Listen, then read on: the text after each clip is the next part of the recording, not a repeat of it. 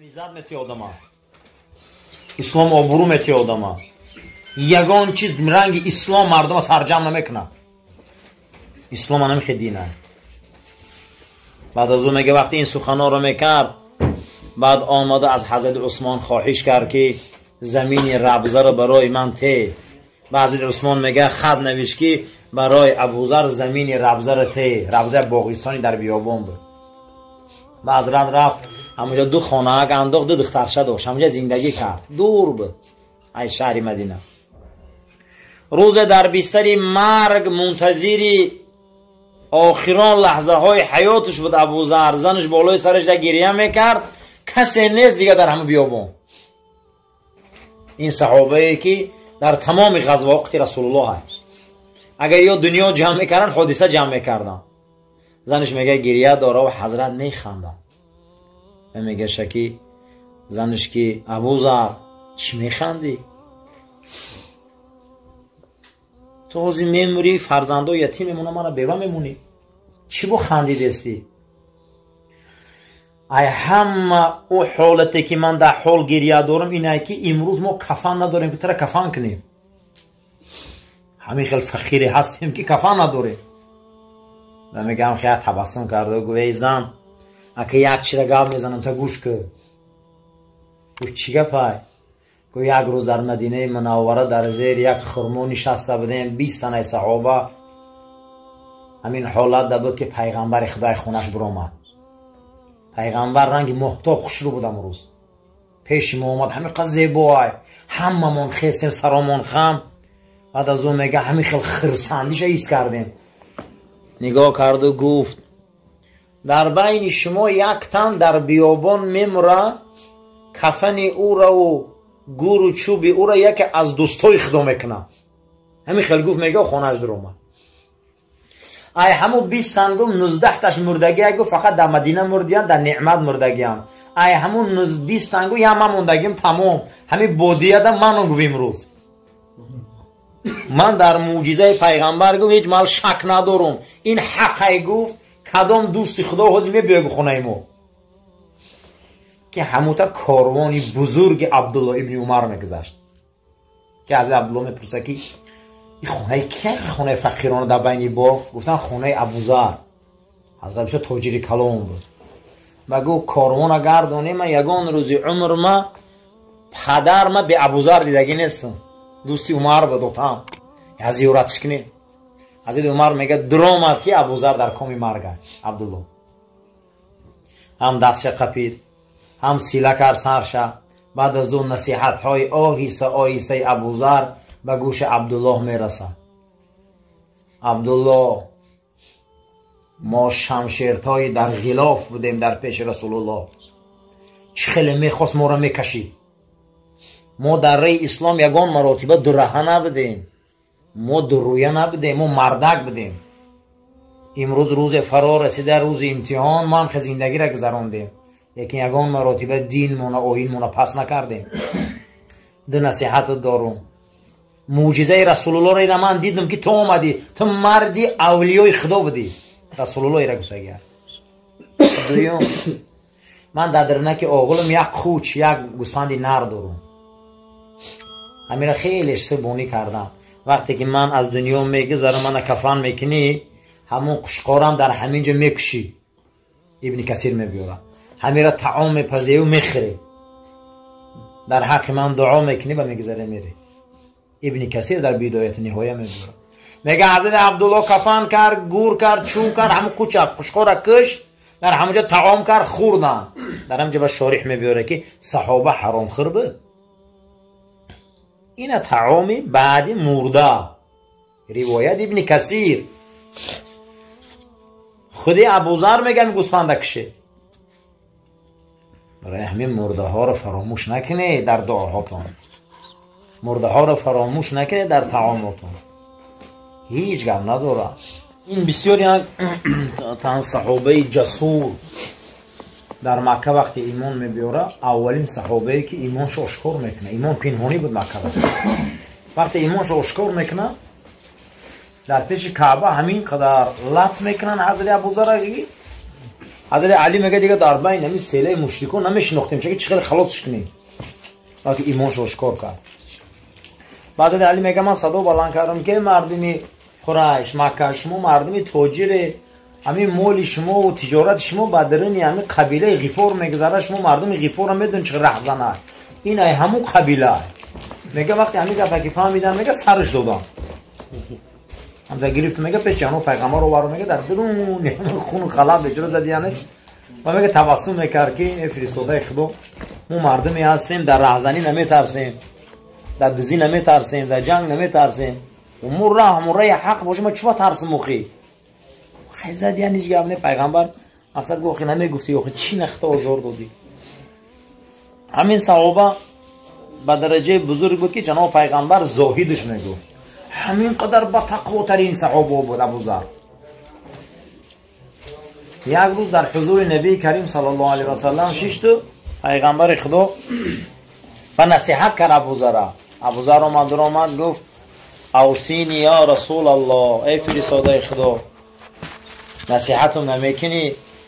به کلمتی یاد سخنم نمیگی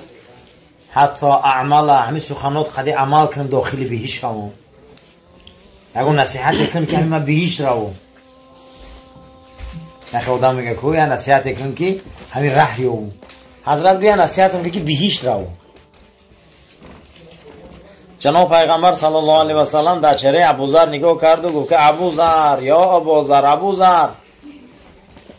وقرأ القرآن، یکم عملی بهشتی ها خواندن قرآن بوده. واذکر الله، یاد خدا. تو یاد خدا کنی و ابوذر تو اگر ذکر خدا کنی و قرآن خوانی ینور الله علی وجهک، خداوند در روی تو نور میتیه. آدمو برای خوشرو کردن روشون از او یک پرفیومر میدرویم،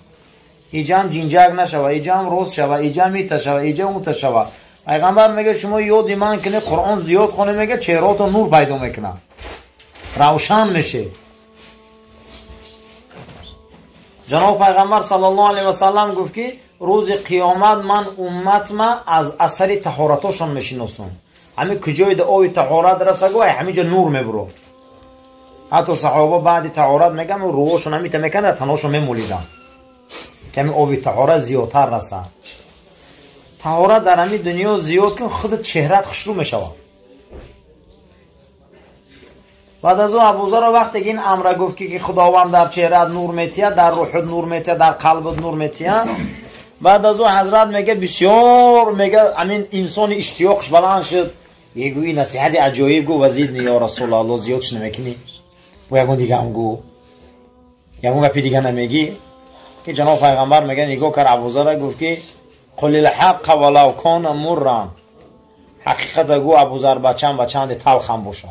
ای حق نترس، ای حق هیچ مال نترس بی. همین مردم ده میخواهن نمیخواه حق گوزن شد،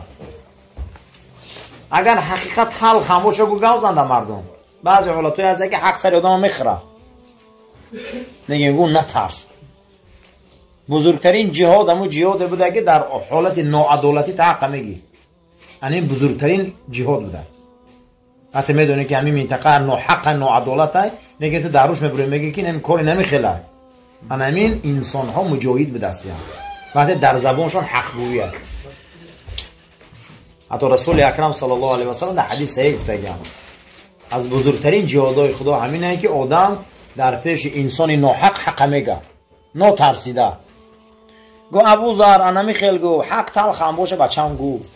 بعد از اون میگه گفت که وزیدنی یا رسول الله، کی جو میگه مگه زیادش که باید نصیحت دیگه باشه. جناب پیغمبر صلی الله علیه و سلم گفت که ابوذر همیشه آدمای یک درجه خودت پایان و فقیرا خودی خوراک خوردن یاد گیره، سراغ آدمای صغیره و یتیم و فقیر خودی اجویش این اوقات خور. زیرا کسی خودی آدمی فقیر و کمبغل اوقات خوره و آدم تکبر نیست. کوشش کنی قدم آدمای فقیر چای خری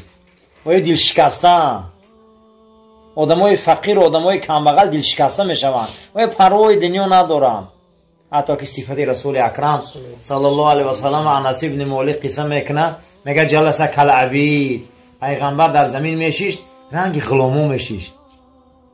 غلام چخه میشه من کارگرا میگه نگاش میکردیم پیغمبر میشی عادتا بسیاری وقت میگه در همین پای راستشون میگن خیلی تکیه کرده میگن خیلی میشتن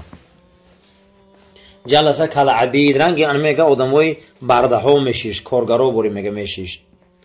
بسیاری حالت میدیده میشه قدی آدمای فقیر و نادار و کارگری بازار که آدمای خیلی فقیرن هم وقتی نام میخور میگه و یا نمیشناختن شا این میره خطوی نام میخور خطی ما صحبت میکرد و یا خطی خنده کرده میشیشت میگه میگه اینو آدمای هستن که قلباشان صافه اینو بسیاری چیزا نمیدونن میگه ابو ذر میخوای همیشه فقیر و ناتوان و قدیشه چای خور وره کفتاشون عقب دیلتهیشون که اگر این خصلت در تو باشه هم خیلی آدم ها را دوست داری پروردگار قلبی تره کبر دور میکنه بعد از او گفت که فرستاده خدا زیادش که اکنون فوریدم که عملای بیشتی همین بده و ابو ذر کدام خیشت که قطیت قهری میکنه تو یکم رفت اشتی که وای قهری میکنه تو یکم رفت اشتی که زیرا خدا گفته که کسی با خیش تبارش اگر آشتی میکنه با خدا آشتی کرده کسی با خیش تبارش قهری میکنه با خدا قهری کرده همین خصلت با نفر توی قبول تام نکردن تو نگه راه حولش مجبور درو سلام که خطیش و خیشی تا و تباری تا بعد از اون میگه وقتی این گفت گفتم فرستاده خدا آخران نصیحت کن مکر میگه حضرت گفت که کلمه لا حول ولا قوت را ابو ذر زیاد گو این کلمه گنجینه از گنجینه های زیر عرش خدا هست این یکی از گنجینه های پنهانی هست که شما نمیدونه کلمه لا حول ولا قوت الا بالله همین کلمه را زیاد گو حتی که حضرت شاه انور شاه کشمیری در شرح حدیث گفته که لا حول ولا قوت این تازیانه ابلیس است برای هر خر اسب قمچین است قمچینی شیطان چی بده لا حول آدم کلمه رو میگفتی شیطان رو گویا قمچین خود زمین دفع میکردی لا حول ولا قوت گنجینه از گنجینه های بیشتر است بعد از او حضرت میگه لا وضعتم سیف علی عنقی اگر همین شمشیر در گردن من مونی سری من گیرد بره کو من هیچ محل از حق گفتن دست نمیکشم پیش حضرت معاویه میره و خودتی شام ای همین زده پیش معاویه میره حضرت ابو ذر که حضرت معاویه قصر کرد یعنی دیگه اسلام که اوج شکوه میگه نگاه میکرد میگه شما بزچرانه و سسمارخورهای بیابان بده این رسول الله شما رو به عزت آورده رسان هیچ نبده شما اطاعت پیغمبر دنیاگیرتون کرد مغرور نشوه ای حد نگذره این عزت اسلام های حضرت معاویه میگه سرش نمی برداشت میگه ابو ذر حضرت معاویه ملک اسلام بود امیر عالم اسلام بود ای دنیا سه تقسیم یک تقسیم دستش بود می اومد رو بروش میگه اسلام عزتان داد تا روزی که اسلام آمدگی نبوده این سرزمین در یاد هیچ کس نبوده شما سوسمار شکار میکرده امروز اسلام شما را عزت داده الحمدلله اگر ما مسلمان شویم ما به خاطر کلمه شهادت جمع شویم ما یکدیگر ما دوست داریم قسم به خدا ما هم عزت داریم